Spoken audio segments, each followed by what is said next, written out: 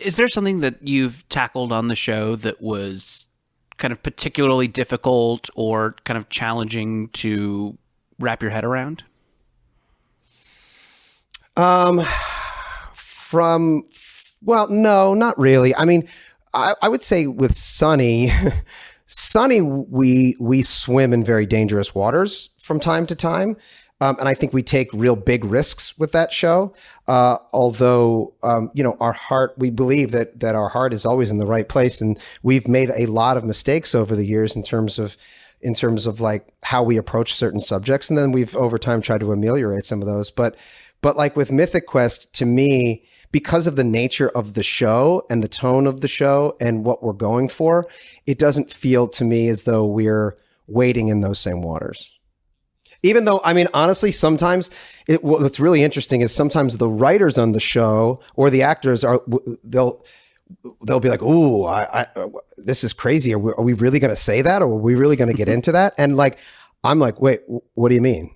And they're like, "Well, that's like that seems like really out there." And I'm like, "Oh, right." Like my governor, my internal barometer for like what's pushing the limits of what people will accept in a comedy, it's just been like demolished by Sunny. Like I feel like on Sunny we go so far, and that's the nature of the show, that sometimes I forget, like in a civilized, like if we're going for a certain audience, they're going to be clutching their pearls at a place where I would have no idea what anybody's talking about.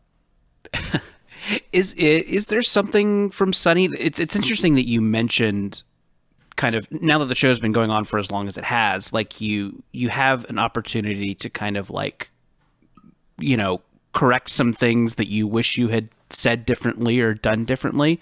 Can you think of any specific ways in which the show has done that? And yeah, I'd just love to hear a little bit more about kind of looking at your past work and either revising it or commenting on it.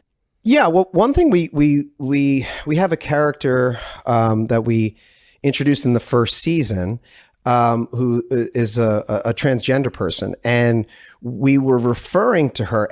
And by the way, that we always went out of our way to make sure that it was very clear that we were always the bigots. We were always the transphobic people, the homophobic people, the racist people, because these people are sociopaths, and that in the end they always lose.